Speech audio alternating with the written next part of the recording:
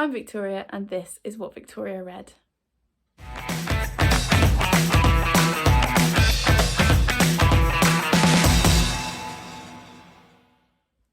Hi everyone, welcome back to the channel. So just before Christmas I was on my Bookstagram, which is What Victoria Read. It's always linked in the description if you want to see more of what I'm getting up to. And I was asking which videos you guys would like to see from me this year, and a request I had a couple of times was for cozy book recommendations. And at first I was a bit like, I don't think I can do that because I read weird stuff, dark fiction. And then actually once I started pulling books off my shelves, I was like, oh, actually I do have quite a lot of cozy reads. So I've got 12 books to talk to you about. I'm just moving the stack. I've got a middle grade, a YA, a non-fiction, a load of adult fiction.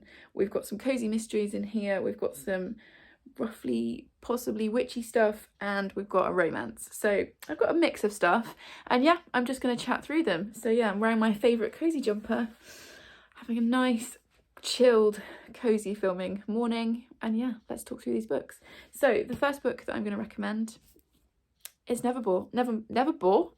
What are words? Nevermore by Jessica Townsend. I love this whole trilogy. This is the first one. The fourth book is coming out. Silverborn is coming out in October, and I've said this several times. I am going to pop when that book arrives through my door. I'll be dropping everything and I will be reading it immediately. I adore this series. We are following Morrigan Crow, who is a cursed child, and she is cursed to die on her 11th birthday. And instead, her 11th birthday comes and she is whisked off by this man called Jupiter North to the magical society of Nevermore. And in the first book, she has to go through a number of trials to be able to stay there and kind of prove her magical worth. And yeah, I just adore this series so much. I'm going to be rereading the third one, Hollowpox, at some point this year in preparation for the fourth book coming out. And they're really cleverly written. They've got that kind of magic school vibe, if that is what you are looking for. And it's all about found family.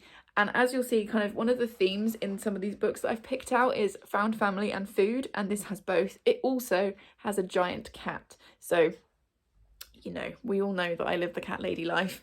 And yeah, I absolutely just adore my time with these books. So yeah, definitely Nevermore. I feel like her writing gets a lot stronger. I think Hollowpox, I think I gave this one 4 stars. And then the second one, which is Wondersmith, I gave 5 stars, I think, or 4 stars. But Hollowpox was definitely a 5-star read for me. So I feel like her writing is really like jumping forward. And yeah, I just really enjoy these. I'm going to have to go quicker because I've already been talking for 2 minutes and we're only one book in. The next one is Heartstopper by Alice Osman. I think it's Osman. Again, the last volume of this comes out, I think, also in October. If they come out on the same day and they arrive on the same day, I actually don't know what I will do. I think my tiny mind will explode. But yeah, as it says on the back here, it says boy meets boy, boys become friends, boys fall in love. And we're following Nick and Charlie, who are teenage boys in an English secondary school, and it's about their relationship. And the later volumes deal with some quite tough issues, mental health issues, and there's a little bit of that in here. There's also one of the characters faces some homophobic bullying, and that's dealt with in here. But overall, I feel like it's just a really lovely, cozy, nice read, and I always enjoy my time when I go back to these graphic novels. So yeah, Heartstopper. Then we're going to get into, so that's the one middle grade and the one YA, and we're now into adult fiction. I'm going to start with the one non-fiction that I've got on here, and that is Dear Reader, The Comfort and Joy of Books by Cathy Renson-Brink. I read this at the start of last year and I just adored it. I've also bought several copies for various friends and people in my life, and I feel like it says on the front, a love letter to stories and reading from one of our very best memorists. And Cathy Renson-Brink has worked in all kinds of book related jobs, and this is basically her story of being a reader from when she was really little all the way up to being an adult. And at the start of each chapter, I think it is, that's the intro, or at the end of each chapter even, there's a list of books, and I feel like she's kind of talking about her experiences with these books and then also giving you kind of a list of books to read as well. So I feel like my TBR grew loads whilst reading this book. I will just say, because she was a bookseller in the 90s and the noughties, this does mention Harry Potter and the J.K. Rowling and those books, so just be aware of that if that's a problem for you. It was, as Charlotte at Books and Bargains always says, it's that kind of stone in your shoe feeling when that author and those books pop up, but it is in here. But other than that, I had the most wonderfully cozy time reading this. It's quite short, it didn't take me very long, but if you are a book lover, or if you know a book lover, this is an absolutely perfect thing to be picking up. Okay, next is my one romance in this stack, and that's Get a Life, Chloe Brown by Talia Hibbert. I could have chosen any of the 3 Brown sister books, because to me these are just such a lovely cozy time. They do deal with big mental health themes and issues, and you need to check trigger warnings. I nearly said trigger warnings before you pick the books up, but there is just something so comforting and cozy about the way Talia Hibbert writes in these books. I haven't read any of her other work, just the Brown Sisters trilogy. I'm a little bit scared to read other stuff that she's written in case I don't enjoy it as much. But in this one, we're following Chloe, who has a chronic illness, and she decides she has a kind of near-death experience, sort of. She has kind of a brush with death, and she decides that it's time to sort herself out and get a life and start living her life. And she moves out of her parents' house, and she moves into a block of flats, and she meets Red, who is the caretaker of the block, and she decides that he is going to help her with some of the things on her list, and it goes from there. And again, you've got just this really lovely relationship between the two of them. There's a cat. I mean, this is the theme really, isn't it, for me? If a book has got cats, found family, food, I'm all in. And yeah, I always really enjoy these books, and I'm excited to reread. I'm rereading Eve Brown, I think. No, Eve is there, so it must be Danny Brown I'm rereading at some point this year, but I've got a feeling I'll end up rereading all 3. So there's that one. Next up is Chocolat, talking of found family and food. This is my first Joanne Harris book. I read it last year and I adored it. I desperately want to read more. Have I read any more yet? No, I have not. And this is about a woman who moves to a French village and opens a chocolatier, so a chocolate shop, but she does it just before Easter, and this is a very religious town, very kind of Catholic town in France, and I just adored this. It's got you're kind of questioning the whole time if there's magic involved or if it's just the magic of food and friendship and love.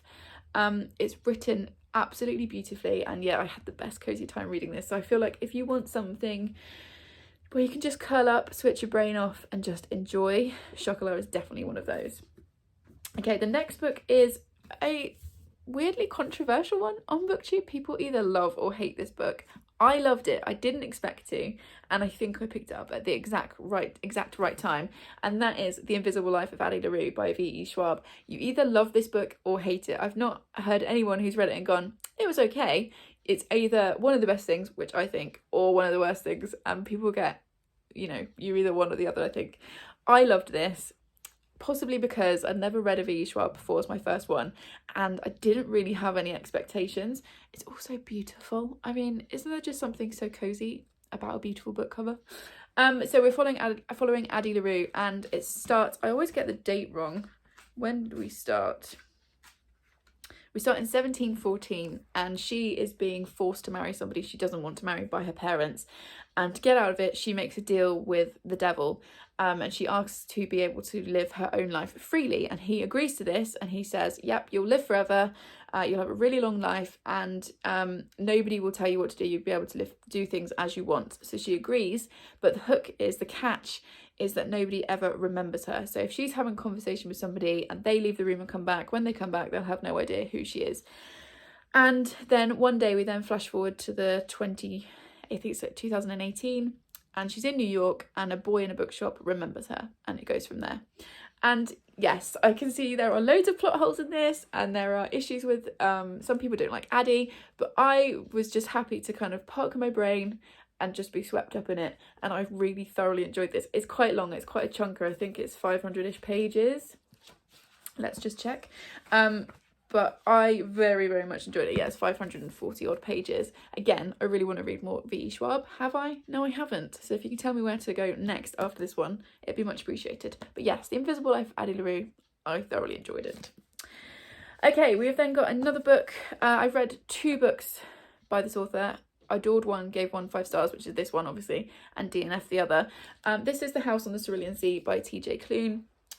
So we are in a society it's never quite, we're never quite clear on what the society is like, but a man is sent out to an orphanage where the world's most dangerous children are said to live, and he's sent out there to do an inspection and see what's going on, see if these kids are being contained properly, and if the kind of establishment needs to step in. So he goes out there, and this is the story of what he finds. And I adored this so much. Again, I feel like I read it at exactly the right time. It's about found family, and it's about love, and it's about kind of discovering yourself and being yourself. And I had a beautifully cozy time with this. And yeah, so I had to put this on this list. Okay, we've got 5 left. So we're now into cozy mystery. And I feel like that is a genre that I definitely started exploring a lot more last year. So these 5 books are my kind of current favourite cozy mysteries. And by cozy mystery, I mean there's a mystery, something has happened, we're finding out what's happened, but there's nothing really bad or dark or traumatic. And you can kind of just curl up and enjoy the experience. The first one, I had to go with the kind of original cozy mystery author, and that is And Then There Were None by Agatha Christie. I've read a few Agatha Christie's now, and I found that I definitely prefer Miss Marple to Poirot. Poirot, for some reason, I couldn't quite get on board with. This one is a standalone, and it's definitely my favourite one, which I see a lot of people say, and this was gifted to me by the lovely Hilary at Melted Books for Christmas. Was it Christmas or my birthday? It was for my birthday, and I thoroughly enjoyed this. So we've got a group of, I think it's 10 people. Yeah, 10 people are invited to an island, and when they get there, it's an isolated rock off the Devon coast. It's completely cut off, and then they start to die one by one. And sorry, my cats are now running around like lunatics upstairs. And I really enjoyed this. It was really clever. It is quite dark in places, and you need to check content warnings before you read it. But I just got totally swept up in it, and I could not work out what was going on, which I love when that happens. So yeah, I couldn't talk about cozy mysteries, here comes Molly, without the original cozy mystery author. Do you want to come on camera? She's like, no, I'm just going to distract you by being cute over here. Okay, the next one is a series that I really enjoy. It brings together lots of my interests. So cats, food, mysteries, a little bit of murder. If you've been watching my channel, can you guess? I mean, my bookshelves have been quite decimated for this video. So the next one that I'm going to talk about, are you coming? Oh, maybe. Hello, want to say hi? She's like, what's going on? There she goes. She's now behind the camera. Yeah, you can't stand up there. Thank you. There we go. So my next book, and she was perfectly timed, is the #2 Feline Detection Agency by Mandy Morton. It's basically got my cats on the cover. Both my cats look like this. This is so much fun. So Charlotte from Books and Bargains, as a joke last year, bought me The Ice Maid's Tale, which is the 8th book in this series because it's a rip-off of The Handmaid's Tale. And I read that because she'd sent it to me, and I thoroughly enjoyed it. It was so entertaining, and so I went back and put the first one on my TBR and then read it last year. And I can't remember who sent me this. Have I not got the slip? Oh yeah, here we go. Oh, this was from Kat at Brews and Reviews, and yeah, this was from Christmas. She said, I couldn't resist getting you this cute sounding cat mystery. This is our Christmas 2021, and I had the best time. So we're in a world where everyone's cats instead of humans, and there's just this whole society of cats, and we're following Hattie and Tilly, who's her sidekick, and they open a detective agency, and this is their first case. And I've really enjoyed it. It was cozy, it was a little bit dark in places, it's got cats in it, there's loads of descriptions of food. What else do you need for a good time? I would definitely recommend like this. If I had to pick one of these books, I think I would probably pick this one if you want something cozy and fun and you can just kind of switch your brain off, because they are brilliant. And I'm really excited to get the next one, which is called The Death of Downton Tabby. I mean, the pun level is just chef's kiss. Okay, 3 more. A book that was all over the Book2Net last year, and that's The Thursday Murder Club by Richard Osman, I think. I've got the second one, The Man Who Died Twice, on my TBR, so I'm hoping to get to that soon. This is set in a retirement village, and we are following the Thursday Murder Club, who are a group of 4 retired people who get together every Thursday, and they look at cold cases and try and work out how it happened, and then somebody dies in their retirement village, somebody is murdered in their retirement village, and it goes from there. And I really enjoyed my time with this book last year. It was really cozy, it was fun, it was cleverly done, a little bit of darkness woven in, and again, please check content warnings.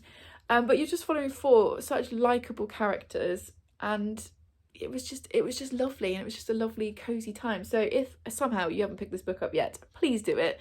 There is a reason this was everywhere last year. It's just fabulous. Okay, and then a book that I've talked about a lot on this channel, so if you've been watching me for any length of time, you've probably seen me talk about this. Also, my stomach is now starting to growl, so that's really helpful. And that book is The 13th Tale by Diane Setterfield. This is definitely in my kind of like top 5 books of all time. I have read it multiple times, and I just cannot recommend it enough to people. I actually have to be careful about when I reread this, because once I start reading it, I will not want to do anything else. I physically will not want to get up and put this book down. So we are following a young woman who works in a bookshop, and she is summoned by this very famous author who tells her that she is ready to tell the 13th tale and kind of tell her life story. This was written way before Evelyn Hugo, and if you enjoyed that book, you really should pick this up. And this is just the mystery of that person's life, and as it says, an abandoned house, 2 parallel stories, and a secret that will change everything. And I am not going to say any more than that, because it's a book you just need to go into blind, enjoy the ride, it will sideswipe you, and I have a wonderfully cozy time every time I sit down with this book. So please, if you only ever take one recommendation from my channel, it should be this one. Love it. And then last book was also all over the Book2Net last year. I picked it up just before the hype train hit, I feel like, and then everyone was reading it, and I'm really glad, and more people should. That book is The Appeal by Janice Hallett. I have got the beautiful, I treated myself to the beautiful Waterstones naked hardback with these lovely end pages, and this is just so much fun. So as it said, one murder, 15 suspects, can you uncover the truth? And the whole thing is told through mixed media. It's told with emails and text conversations and like letters and police incident reports, and all you know at the start is that someone has died and somebody is in prison for the murder. You don't know who's dead and you don't know who's in prison, and you're following an amateur dramatic society in this sleepy little village in England, and that's all you need to know. And this is one I'm really looking forward to rereading, probably not this year because I want to try and forget the twists, but at some point I'm going to pick this up again and just have the most beautifully cozy time. So yes, highly recommended. And those are the 12 books I'm recommending as cozy reads. As I said, I was kind of taken aback when I got the video request because I didn't think that I had the right kinds of books for it. Turns out I do. So if there are any other cozy book recommendations that you can give me, please drop them in the comments. Like I said, anything that's got great descriptions of food, cats, found family, a little bit of, you know, not too scary murder, maybe, like the cozy mysteries, please let me know. If you got to this point in the video, oh, I know.